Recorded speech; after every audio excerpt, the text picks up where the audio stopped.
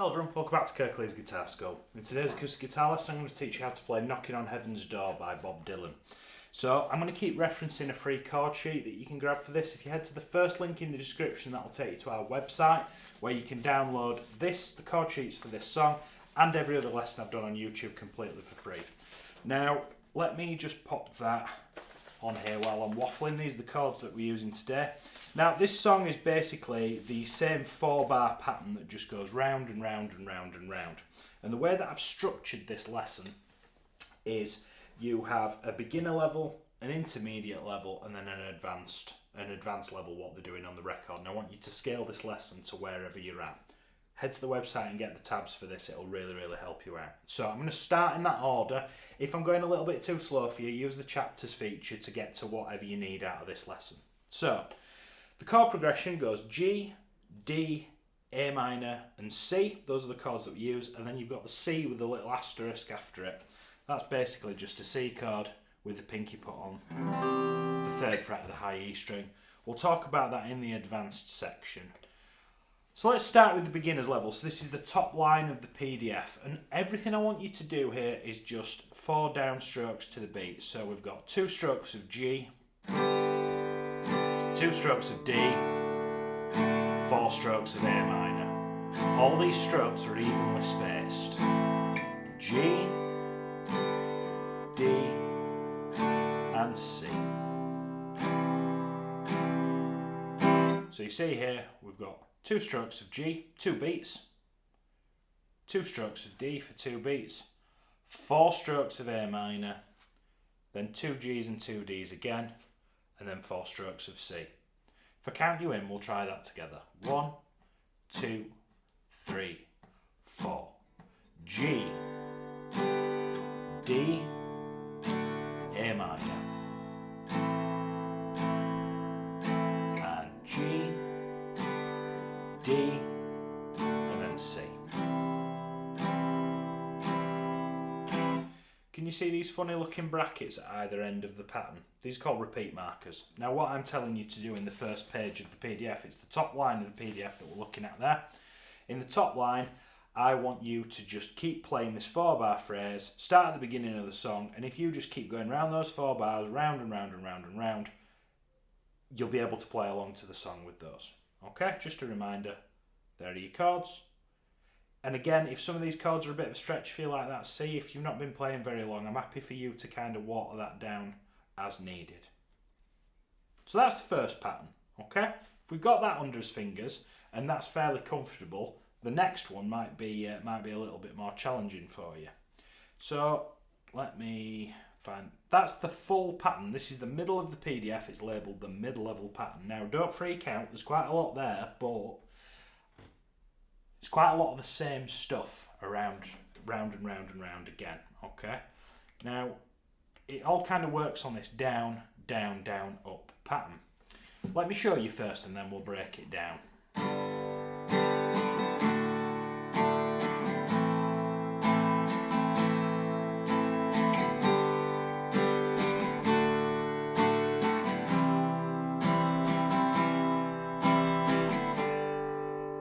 So this is kind of, which it repeats again and again and again. If I just go back to the end result that we're going for before we start breaking the pattern down.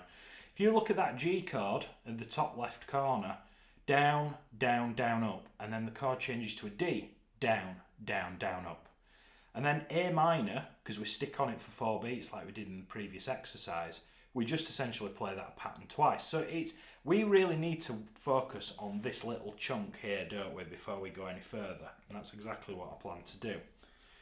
Right, don't worry about this little 0 here. I'll talk about that in a second. Let's get the pattern first. So this very first note down here with the downstroke, so the G at the top indicates the chord, the D's and the U's at the bottom of the slide indicate whether it's a downstroke or an upstroke. This note's a crotchet, and that lasts for a full beat. So beat 1 of the bar, I'd like you to just do a downstroke. The next one has got 1 tail. These are called quavers. They last for half a beat apiece. So this one is twice as quick as this dude. So you've got a long one, a short one, And then can you see how you've two dudes over here and they've got two tails connecting them? Now those are called semiquavers, those are even quicker. So you've got a slower one, a long one, a short one, and two even shorter ones.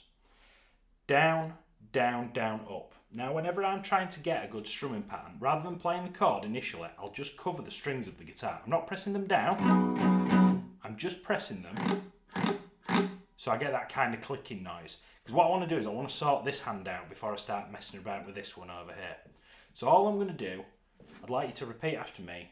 We're going to go down, down, down, up. Down, down, down, up. Do you see how I've got 3 downs in a row?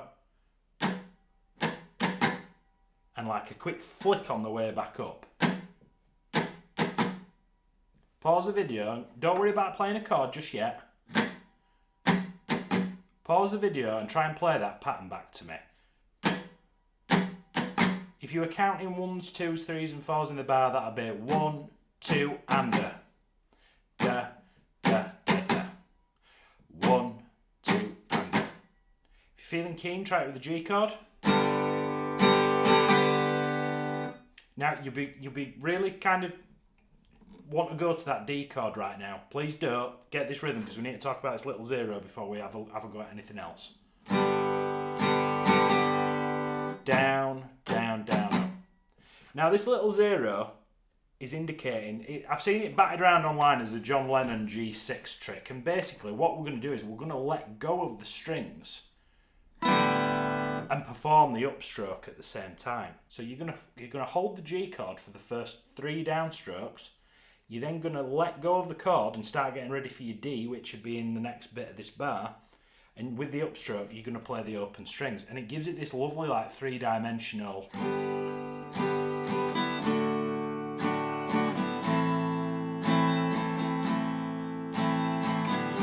It has this kind of... It's what they're doing on the record. It sounds really cool.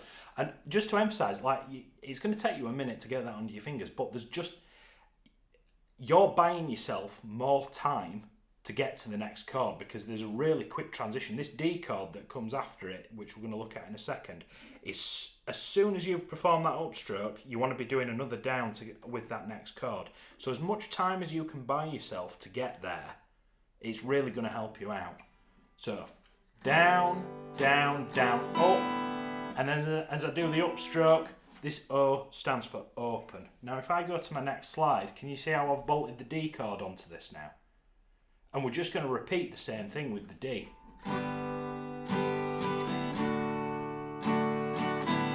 Watch this hand.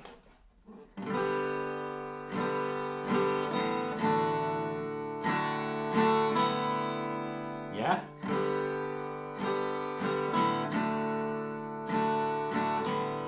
Now you don't have to be as dramatic as me, it's just because of the medium that you're learning this over. I've got to kind of overemphasise my movements, but you shouldn't...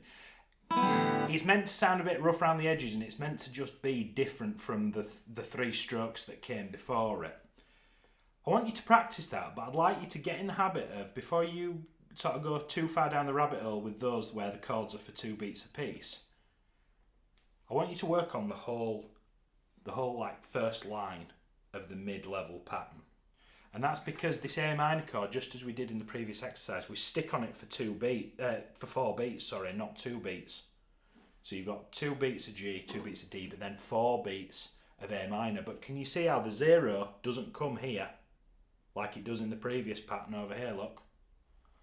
I save it all the way to the end. Now the only time that I do the open string sort of percussive thing is when I'm travelling to another chord. If I put an open string there, it'd sound weird.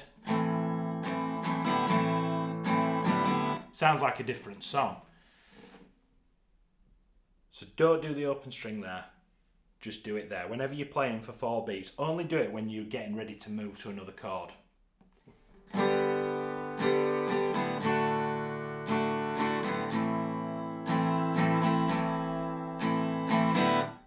Make sense?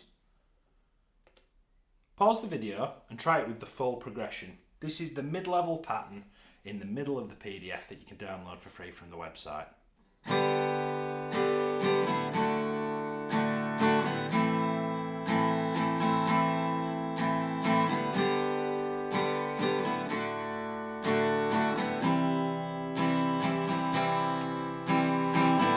And just as before, you can just sit on that 4-bar pattern, start at the beginning of the song, put the record on and just go round and round and round and round and round.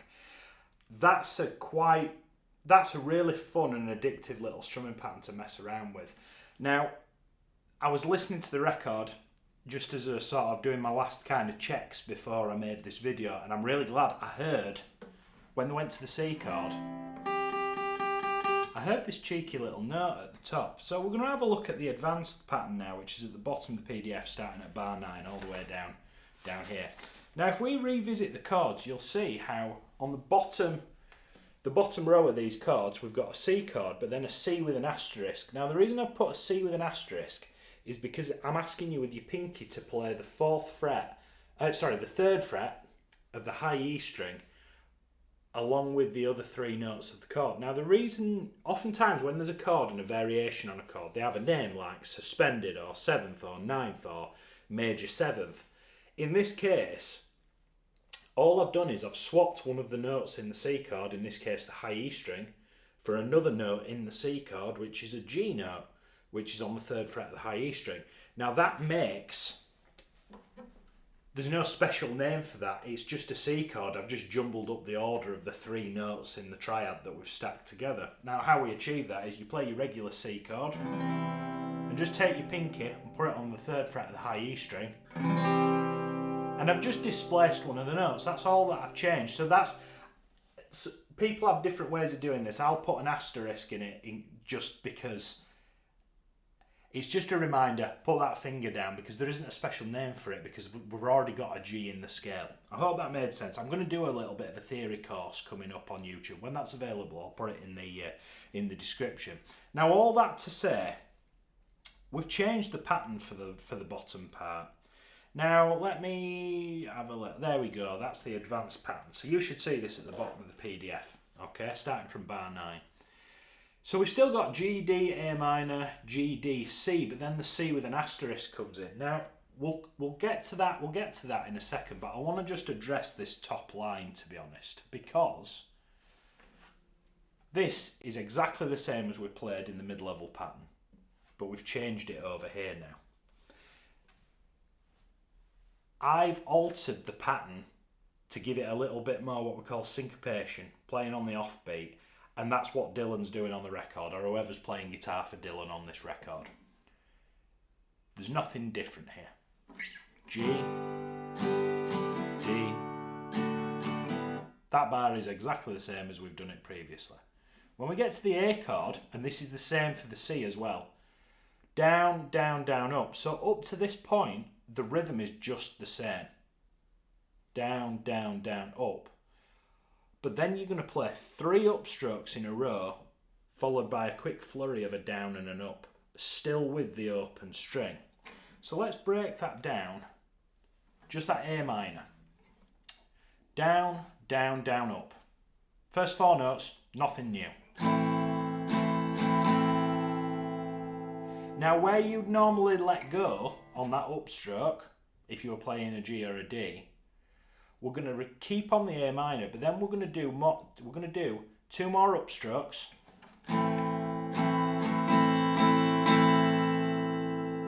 Now this is played on what we call the offbeat. On beats 1, 2, 3 and 4, the note that lives in the gap is called the and that's what's happened there. They're playing on if you're playing with a metronome, you hear the metronome clicking when you're travelling down instead of coming up, and it's just going to catch you off guard until you get the whole pattern in time, and then it'll make a lot more sense. Down, down, down, up, up, up.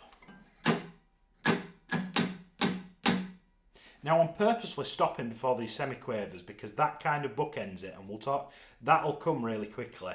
It's these 3 upstrokes here that's going to be the challenge for you to get that. Down, down, down, up, up, up. Repeat after me.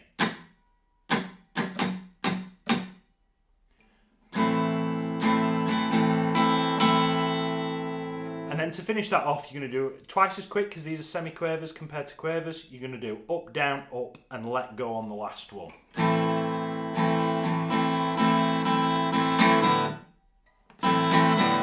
That's what it sounds like over here. Up, down, up. Play the whole pattern really slowly for you.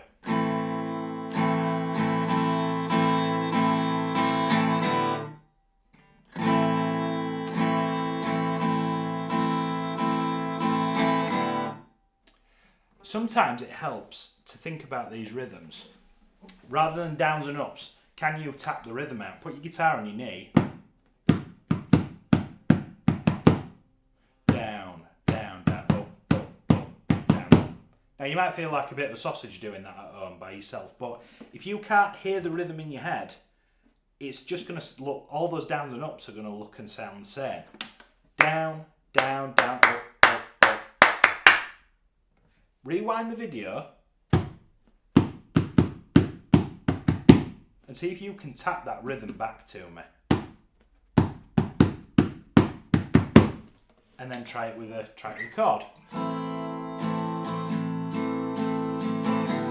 But remember to get that open string on there.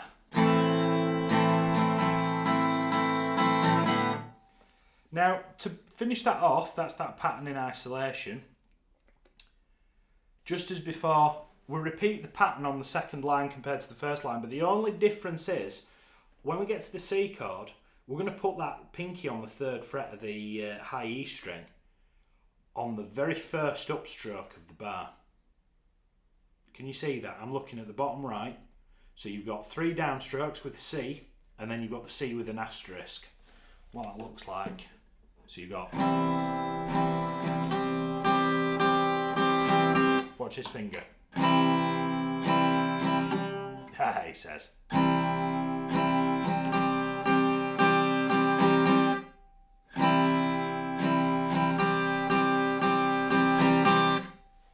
Look at it with all that.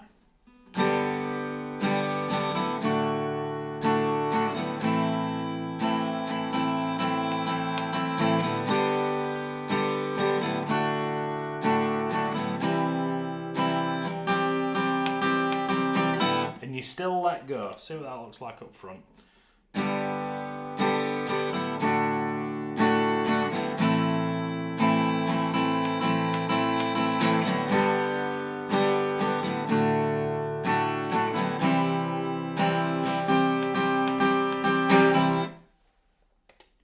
So I hope you found that useful.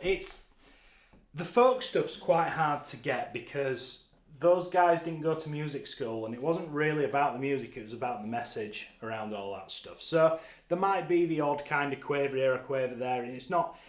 Bob Dylan definitely wasn't thinking about what strumming pattern he was playing when they were recording this song. Yeah?